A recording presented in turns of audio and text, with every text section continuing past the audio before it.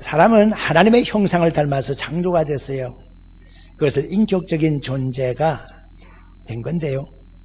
하나님의 지적인 부분과 사람의 지적 부분이 컨택이 될 수 있고, 하나님의 정적인 부분과 사람의 정적인 부분, 하나님의 의지적인 면과 사람의 의지적인 면이 서로 컨택이 될 수 있도록 그렇게 된 겁니다. 사람에게 있어서 가장 중요하게 여겨지고 이것이 필수품일 수밖에 없는 거, 이거 없으면 살 수가 없는 것이 무엇인지 아십니까? 그게 바로 인격적인 면에서의 자유라고 말할 수가 있게 되는 것입니다. 사람이 자유가 없으면 한시도 제대로 살 수가 없을 것입니다. 지적인 면에서의 자유를 먼저 생각을 해볼까요? 지적으로 아는 것이 있으면 자유로울 수가 있습니다. 아는 것만큼 자유로울 수가 있다는 얘기입니다. 우리가 자유롭게 하기 위해서 우리 주님께서는 진리를 가르쳐 주셨습니다. 내가 곧 길이요 진리요 생명이라고 말씀하시므로 우리 하나님께서 우리에게 진리의 길을 보여주셨는데, 그 진리를 알게 되면 자유롭다고 말씀을 하신 것입니다. 우리가 하나님을 압니까? 하나님을 아는 것만큼 자유로울 수가 있습니다. 교회 나오셔서 아는 것만큼 자유로울 수가 있습니다. 보십시오. 이 강단의 목사가 서 있습니다. 강단 위에서의 목사는 굉장히 자유롭습니다. 저는 어디에 구애받지를 않습니다.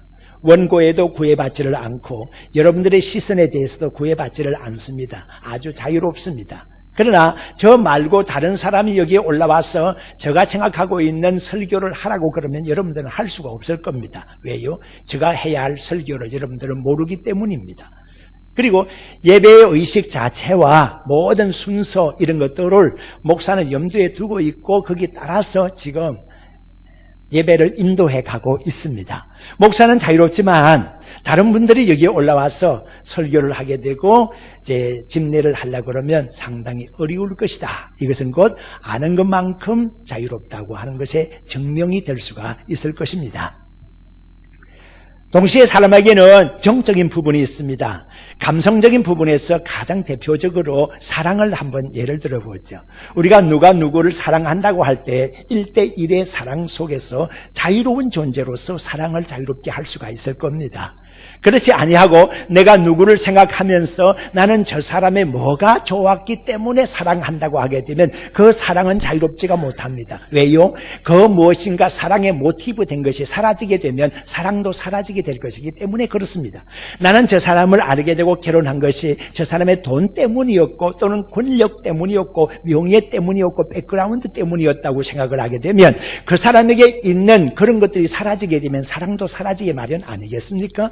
그러니까 사랑이라는 것이 자유롭게 사랑이 되기 위해서 필요한 것들은 모든 것에 구속되면은 자유롭지 못하게 되고, 자유로운 사랑이 안 되면 그 사랑 역시 가짜일 가능성이 있다고 하는 것입니다.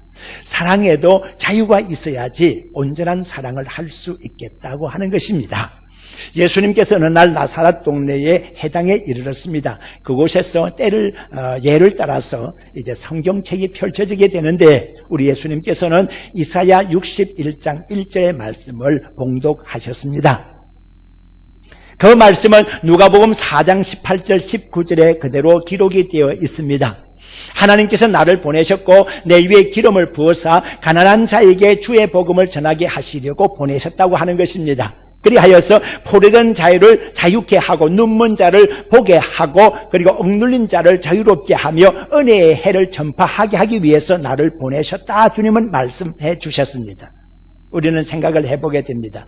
주님이 오신 것은 자유를 위해서였습니다. 포로된 자, 그리고 억눌린 자, 보지 못하는 자들을 볼 수 있게 하고 억눌린 상태에서 참된 해방을 주시기 위해서 우리 예수님 오셨다 하셨거든요. 그러시면서 요한복음 8장 31절 32절 어간의 말씀을 보게 되면 내 말에 거하면 너희가 내 제자가 되고 진리를 알지니 진리가 너희를 자유케 하리라, 그렇게 말씀하셨어요. 이 말씀이 유대인들에게 전파가 되었을 때 유대인들은 깜짝 놀라면서 이렇게 반응을 했습니다. 유대인들의 반응을 한번 들어보시겠습니까? 요한복음 8장 33절의 말씀을 보니까 우리는 아브라함의 자손이라 누구의 종이 된 적이 없는데 어째서 우리에게 자유하여야 된다고 하는 말을 하느냐고 유대인들이 반응을 한 것입니다. 어떻습니까? 이 말이 진실한 말입니까? 우리는 아님을 기억합니다. 그들은 불필요한 자존심을 가지고 있으면서 그렇게 억지 주장을 하고 있는 것입니다. 창세기 거의 끝나가는 무렵에 우리는 요셉의 일대기를 통해서 알 수가 있는 것은 요셉이 애굽 땅의 국무총리로 있는 동안에 야곱이 살고 있는 그 지경에 흉년이 임했었고 흉년을 피해서 야곱 일행 한 70명 정도가 애굽의 고센 땅에 가서 살게 되었습니다. 그들이 종으로 들어간 것은 아니었지만은 그곳에서 살면서 자연스럽게 종살이 길로 들어가게 된 것입니다. 그렇게 해서 출애굽기에 그 다음에 역사가 이어지고 있는데 창세기 말에서 출애굽기 초 까지의 기간이 430여간의 세월이 흘러가는 겁니다. 430여 년 동안의 세월 동안 이스라엘 백성들은 애굽에서 속해서 애굽에서 종살이를 했습니다. 그들 70명 정도의 사람이 60만 장정으로 큰 나라를 이루기까지 430년 정도의 기간이 걸렸는데 그 기간 동안에 애굽에서 종살이를 했더란 말입니다.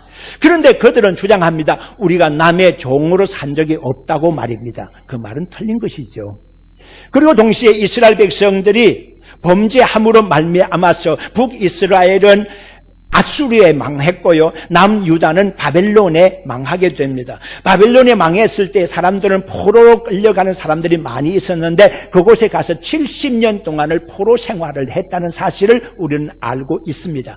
하나님께서 고레스 왕을 통해서 그들을 해방시켜서 고향으로 돌아가서 예루살렘 성전을 복구할 수 있도록 허락해 주지 아니했더라면 그들은 여전히 속국인 상태로 살았어야 했을 것입니다. 하나님께서 은혜를 베풀어서 바사 왕 고레스로 하여금 해방령을 선포함으로써 그들이 고향으로 돌아와서 성전을 건축할 수 있지 않았겠습니까? 그런 기간이 70년의 세월이 흘렀더라는 것을 우리는 알고 있습니다. 70년 포로 생활. 그런데도 그들은 남의 종이 된 적이 없다고 말했습니다. 예수님 당시에는 어땠습니까? 그들이 정치적인 압박을 받고 있었습니다. 그래서 그들은 정치적인 왕을 기대하고 있었는데 예수님이 혹시나 하는 생각을 가졌지 않았겠습니까? 그리고 그들은 경제적인 수탈을 당하고 많은 세금을 바쳐야만 했었습니다. 로마의 보이는 보이지 아니하는 그런 지배를 받으면서 그들 스스로가 왕을 선택할 수가 없었고 총독 정치를 받으면서 그들은 어려움을 많이 겪었습니다. 역시 그때에도 속국으로 살았었고 포로로 지낸 상태나 다를 바가 없었습니다. 그런데 그들은 주장하고 있습니다. 우리가 아브라함의 자손이고 누구에게 종된 적이 없는데 어째서 자유하는 백성이 되라고 우리에게 얘기를 하는 것이냐고 말하고 있습니다. 이때 우리 예수님께서 가타부타고 말하지 않습니다. 야, 너희들 역사도 모르냐? 너희들 애굽의 역사 알지 않냐? 바벨론의 역사를 알고 있지 않냐? 지금의 로마의 역사를 알고 있지 않냐? 너희들이 지금 종살이 하고 있지 뭐 종살이 아니고 이게 뭐냐? 우리 예수님께서 그렇게 나무라지 아니하셨습니다. 다만 이렇게 한마디 하셨습니다. 죄를 범하는 자는 죄의 종이라 하는 말씀입니다. 이 말씀은 그때 당시에 유대인들에게만 적합한 말씀이 아니라 시대를 초월해서 오늘 우리에게까지 적합할 수 있는 말씀이다라고 하는 것입니다. 시대를 초월해서 동서양을 초월해서 말입니다. 이게 옳은 말씀입니다. 죄를 범하지 않으면 안 되는 사람들은 죄에 끌리는 죄의 종일 수밖에 없는 겁니다. 베드로는 알고 있습니다. 예수님의 자유의 개념에 대해서 이해를 바르게 하는 사람이 바로 베드로였습니다. 그렇기 때문에 베드로는 오늘 이 본문의 말씀에 보게 되면 자유민으로 사는 사람은 이렇게 자유를 활용해야 된다고 하는 말씀을 오늘 이 본문의 말씀에 하고 있지 않습니까? 베드로 전후서를 받게 되는 수신인은 어떤 사람들입니까? 본도, 갈라디아, 갑바도기아, 비두니아, 아시아에 흩어져 있는 나그네들이라고 그랬습니다. 이들 나그네들 가운데서는 천민도 물론 있었을 것이지만 평민도 있었을 것이고 권력계나 있는 사람도 있었을 것입니다. 어떠한 형태의 신분이든지 간에 예수 그리스도 안에 살면 전부 다 자유민입니다. 믿음의 성도 여러분, 우리가 어떤 모양입니까? 우리 얼굴의 미추를 떠나서, 우리 지위 고하를 떠나서, 우리 삶의 어떠한 질의 좋고 나쁨을 떠나서 예수 그리스도를 믿고 있는 한에 있어서는 예수 그리스도 안에서 우리 모두가 자유인 줄로 믿습니다. 예수 그리스도 안에서 자유입니다. 할렐루야. 아무도 우리의 자유를 제한할 수가 없습니다. 오늘 이 본문의 말씀 속에서 자유에 대한 제한을 알지 못하면 자유가 방종이 되어버립니다. 자유를 바르게 쓸 수 있는 방법을 오늘 본문의 말씀에 기록하고 있습니다. 첫째는 뭔가 하면 자유를 가지고 악을 가리는데 활용하지 말라. 이것이 첫째 조건입니다. 우리에게 자유가 주어졌으면 그 자유를 가지고 하나님을 섬기고 선을 행하고 좋은 일을 할 수 있는데 사용을 해야지, 왜 악한 것을 가리는데 자유를 이용하느냐고 하는 겁니다. 한국의 모 시장께서 대단한 권력을 가지고 있는 사람이죠. 샌프란시스코 가까운 곳에 어느 지역 신문에 인터뷰를 했습니다. 그 인터뷰 내용이 인터넷에 떠올라와서 폰에까지 전달이 되어 왔습니다. 내용은 이런 것입니다. 우리 한국이 성소수자의 권리를 보장을 해줘야 되는데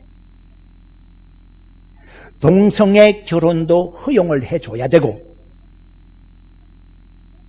여호와 증인들의 군대 안 가도 되게 대체 복무가 허용이 돼야 되는데 기독교인들의 힘이 너무 강하기 때문에 정치인들이 압력을 받아서 그렇게 하지 못하고 있다. 넓은 의미에서의 인권의 범주를 확대해 나가면서 그런 일을 위해서 활동하는 활동가들이 국회의원들을 자극하고 설득을 시켜서 결국에는 성소수자들의 권리를 찾을 수 있도록 하는 방향으로 가야 한다. 참으로 안 된 얘기지만은 이 사람은 동성연애를 암암리에 주장하고 조장하는 일에 앞장서 있는 모 시장입니다. 참 안 된 얘기입니다. 아무리 자유가 자유롭고 모든 표현이 자유롭고 주장할 수 있는 자유가 있다고 해도 여러분 그런 자유를 가지고서 악을 가리는 데 사용해서는 안 되지 않습니까? 동성애까지 주장하는 것이 자유입니까? 만약에 그것이 자유고 표현의 자유고 결사의 자유라고 한다면 그 자유를 허락하기는 하지만 그 자유를 가지고서 나쁜 일을 행하는 사람들의 모든 나쁜 것을 가리는 데 이용해서는 안 되지 않습니까? 오늘도 이렇게 좋지 못한 사람들의 주장에 가리워져서 동성애가 만연하고 있다는 사실을 어떻게 책임질 수 있겠단 말입니까? 그렇게 해서는 안 되지 않습니까? 지킬 박사와 하이드라고 하는 작품을 스티븐슨이라는 미국인이 썼습니다. 거기에 한 사람입니다. 그 한 사람이 낮에는 지킬 박사가 되고 밤에는 하이드가 돼서 나쁜 일을 하는 겁니다. 하이드라고 하는 나쁜 인간 이 사람이 지킬 박사라고 하는 선한 사람의 일로 하이드라는 인물이 싹 가려져 버린 겁니다. 동일한 인물인데 착한 일을 한 것을 가지고 나쁜 일 하는 것을 가리는 거예요. 그럴 수가 있습니까? 그래서는 안 되지 않습니까? 믿음의 성도 여러분, 여러분들이 교회에 나오셔서 장로가 되고 권사가 되고 안수집사가 되어 있다는 이것 가지고서 여러분들이 세상에서 잘못하는 것에 대해서 가리워서 그렇게 표가 나지 않게 할 수가 있겠습니까? 그래서는 안 되지 않습니까? 이것을 가지고 저것을 가려서는 안 될 것이고 이 잘못을 저 잘못으로 가리는 데 이용해서는 안 되지 않습니까? 어떤 사람이 살인죄를 저질렀습니다. 포위망이 좁혀오고 자기가 들통나게 될 위험에 처하게 됐어요. 그러니까 할 수 없이 이 사람이 선택한 것이 뭔지 아십니까? 강도 행각을 벌인 겁니다. 강도 행각을 벌여서 강도 짓을 함으로 해서 구속이 된 거예요. 그래서 감옥에 들어갔는데요. 감옥에 들어가서 가만히 앉아있으니까 편안하다 이거예요. 자기가 살인사건 저지른 것을 감출 수가 있지 않았나? 내가 이 감옥에 있는데 내가 피할 필요가 뭐 있나? 감옥에 숨어 있으면 되지라고 생각했죠. 이게 가능할 일이겠습니까? 강도짓을 행하는 이 사람의 DNA가 채취가 된 거예요. 그리고 살인자를 범한 자의 DNA가 채취가 돼서 이거 서로 대조하는 과정에서 이 강도 행각한 사람이 살인자임이 밝혀졌습니다. 강도 행각으로서 살인죄를 가리려고 했지만은 그것이 실패했다고 하는 얘기입니다. 나쁜 것으로 나쁜 것을 가리려고 해서도 안 되고 좋은 것으로 나쁜 것을 가리려고 해서도 안 되는 것이고, 자유라고 하는 것은 참 좋은 것인데 그 좋은 자유를 나쁜 것을 가리는데 이용해서는 절대로 안 된다는 거예요. 어떤 사람이 강아지 한 마리를 사들였습니다. 그리고 그 강아지의 이름을 지저스라고 이름을 지어붙였습니다. 지저스는 뭐예요? 예수 아닙니까? 이 사람이 뭐 예수님하고 무슨 원수진 것이 있나? 왜 강아지 이름을 갖다가 예수 이름을 붙였겠어요? 무슨 의도로 붙였는지 모르겠지만, 하여튼 강아지 이름을 지저스라고 붙여서요. 그래놓고 이제 밥을 줄 때마다 지저스, 뭐 이리 와, 그러고 이제 지저스 자자, 뭐 이렇게 하고서 이렇게 서로 장난치고 그러다가 어느 날 여행을 하게 됐어요. 여행을 하는데 강아지를 데리고 갈 수가 없는 형편이 됐네요. 그래서 할 수 없이 집안에 강아지를 두고 잠시간 여행을 하리라 생각하고 밖으로 나가면서, 그래도 강도가 될 수가 있으니까 밖에 현관문에다가 뭔가를 써붙였어요. 뭐라고 써붙여 놓았냐? Jesus is watching you 라고 하는 글자를 써놓은 거예요. Jesus is watching you. Jesus is watching you 라고 써붙여 놓은 거예요. 그러니까 이거 정확하게 읽으면 지저스라는 강아지가 지금 너를 노려보고 있다. 강도에게 그런 주의를 주는 것이거든요. 자, 그 사람이 가고 난 다음에 집이 비었다는 것을 알고서 강도가 들었습니다. 강도가 들어서 현관문을 딱 잡았는데 뭔가 종이가 글이 써 있는 것이 보입니다. 이렇게 읽어보니까 예수님이 너를 지켜보고 있다 라고 하는 글자가 딱 씌워져 있는 거예요. 분명히 이 집 주인은 강아지 이름으로 지저스를 썼겠지만은 강도 행각을 부리려고 들어가는 사람은 그 지저스가 강아지임을 모르는 거예요. 지저스는 예수님이 너를 지켜보고 있다. 그 말에 마음이 싹 녹아버린 거예요. 그 현관문 앞에서 무릎을 탁 꿇고 주님 용서해 주십시오. 내 양심이 너무너무 화인 맞았어. 이렇게 강도짓을 하고 있었습니다. 다시는 강도짓 안 하겠습니다 하고서는 그 앞에 종이 걸기를 보고서는 회개하고 돌아갔어요. 네. 자, 여러분, 이 집 주인 지저스라는 강아지의 주인, 이 사람 이렇게 해서 되겠습니까? 예수님의 이름을 이용해서 이렇게 뭘 보호하고 뭘 가리고 그러는데 활용해서 되겠습니까? 이건 잘못된 거 아닙니까? 우리가 아무리 선행을 한다 그래도요, 예수님의 이름을 내세운다 하더라도요, 그것 가지고서 우리 자신의 그 무엇을 보호하려고 해서는 안 됩니다. 우리의 잘못을 가리려고 해서는 안 됩니다. 언젠가는 들통나게 될 것이고 하기 때문에 자유를 가지고 잘못된 것을 가리려고 하지를 말아라. 여기에 자유의 활용에 제한이 있다 것을 아시기를 바랍니다. 그리고 두 번째는 하나님의 종으로 살라, 그렇게 말씀하고 있습니다. 종으로 사는 방법은 세 가지입니다. 제일 첫째 종은 노예로서의 종입니다. 이 노예로서의 종은요, 억지로 끌려가면서 사는 거예요. 아무리 노력하고 애쓰고 힘써도 자기 공로는 인정받지를 못할 거니까요, 선한 일을 하려고 생각하지 않습니다. 어쩌다가 보니까 착한 일이 될 수는 있겠지만 그것을 위해서 노력하지는 않습니다. 부지런하지 못합니다. 억지로 명령받은 것만 하는 겁니다. 이게 노예로서의 종의 모습이라고 볼 수가 있습니다. 예를 들어서 여러분들이 성전으로 나와서 오늘도 주의 전에서 예배를 드리는데, 예배에 참석하지 아니하면 복을 받지 못하고 주일 성수 못하게 되면 어려운 일이 닥친다더라고 생각하면서 이제 주일 성수를 하고 주님께 나와서 예배 드린다고 하면 이것이 노예로서의 종의 모습이에요. 끌려 나오는 거죠. 노예는 끌려다니는 거 아닙니까? 그렇게 끌려다니서는 안 된다는 거예요. 선한 일을 하게 되면 내가 선한 일을 찾아서 기뻐하고 즐거워하고 감격스러운 마음으로 나에게 이런 일이 주신 하나님께 감사하면서 일을 해야지, 그러지 아니하고 내가 교인이니까, 내가 교인인 것을 사람들이 다 알고 있으니까 할 수 없이 이 일을 해야 된다고 생각하면 이거는 노예로서의 종의 모습이에요. 네. 그런데 두 번째는 고용인으로서의 종의 모습이 나타납니다. 고용인은 삭스를 받는 거지 않습니까? 일을 하게 되고 대가를 받는 것이 고용인이거든요. 그러니까 주의 일을 하고 난 다음에 하나님 내 잘했죠. 상급 주십시오.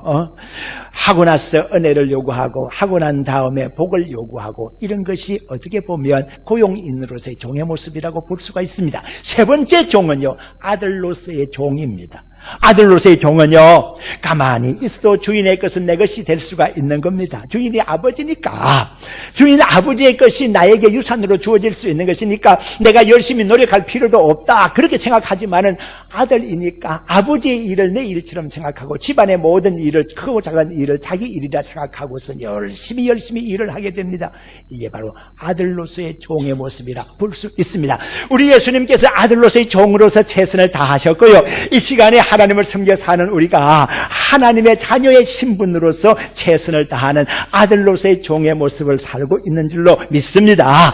그렇으면서 오늘 이 본문의 말씀을 이렇게 보니까는 뭇 사람을 공경하라 그랬습니다. 뭇 사람 가운데는 여러 종류의 사람들이 있습니다. 그런 사람들 가운데서는 인격적으로 아주 저질인 사람도 있을 수가 있고요, 정신분열이 돼가지고 헷가닥 그리는 사람도 있을 수가 있고요, 사람값 제대로 하지 못하는 사람도 있을 수가 있습니다. 법적으로 문제가 있는 사람도 있을 것이고요, 제대로 하나님의 자녀답게 살지 못하는 사람이 있을 겁니다.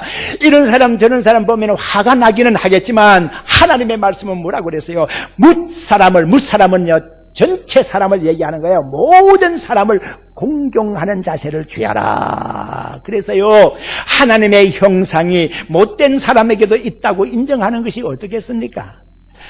저 못된 사람일지라도 우리 주님께서는 피 흘려 돌아가셨는데라고 생각하면 어떻겠습니까? 우리 주님께서 나만 위해서 죽은 것이 아니잖아요. 저 이중인격자를 위해서도 죽은 거 아닙니까?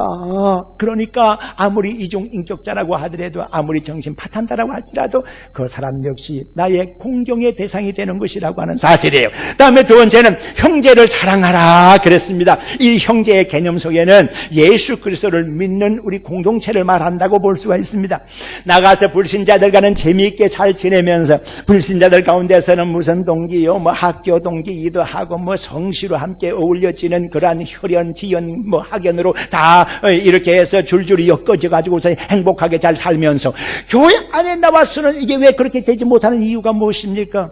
예수 그리스도 안에서 이 공동체가 되어 있는 것은 예수 그리스도의 보혈의 공로로 말미암아서 우리는 혈연 관계가 이루어져 있는 사람들입니다. 혈연 관계로 이루어져 있는 사람이에요. 왜 서로 사랑하지 못하는 겁니까? 우리끼리 사랑을 먼저 하고 우리끼리의 사랑이 넘쳐나서 세상 사람들까지 사랑할 수가 있어야지, 우리끼리 사랑하지 못하면서 세상 사람들과 사랑하겠다고 말하는 것입니까? 이건 어불성설입니다. 우리끼리 먼저 사랑할 수 있어야 된다는 겁니다. 그리고 하나님을 두려워하라 그랬습니다.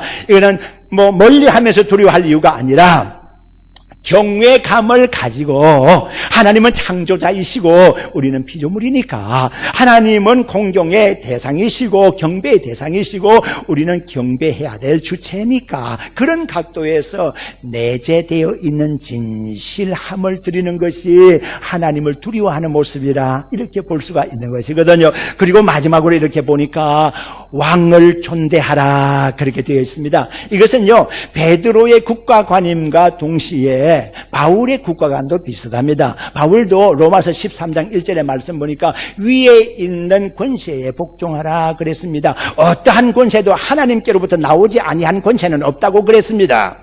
베드로 당시의 권력가가 누구였습니까? 네로 황제였거든요. 네로 황제는 폭군이었습니다. 폭군이긴 하지만은 모든 권력은 하나님께로 나온 것임을 인정하면서 모든 기독교인들은 거기에 반항하거나 싸우려고 하지 아니하고 순교를 당하기도 하면서 국가의 권력에 복종했던 것을 우리는 기억을 하게 되는 것입니다.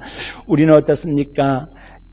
한 나라의 대통령에 대해서 그 권력이 하나님께로부터 왔다는 것을 인정해야지요.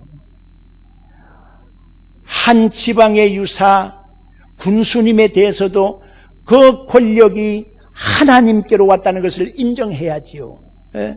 그거 인정하지 아니하면 기독교인이 아닙니다. 마땅히 기독교인이라는 것은 모든 권력은 하나님께로 말미암는다고 하는 거예요. 그러니까 권위를 인정하고, 권위를 가지고 있는 자들에게는 권위를 인정하고, 통제 수단을 가지고 있는 사람에게는 우리가 통제를 받으면서 질서를 유지하고 사회생활을 원만하게 할 수 있어야 된다는 거예요. 바로 여기에서 자유가 통제를 받게 되는 거예요. 믿음의 성도 여러분, 자유로 하여금 죄 짓는 기회로 삼지 말고, 자유를 통해서 우리의 잘못된 것을 가리려고 하는 기회를 잡아서는 안 됩니다. 자유롭게 하나님의 종으로서 사시기를 주의 이름으로 축원합니다.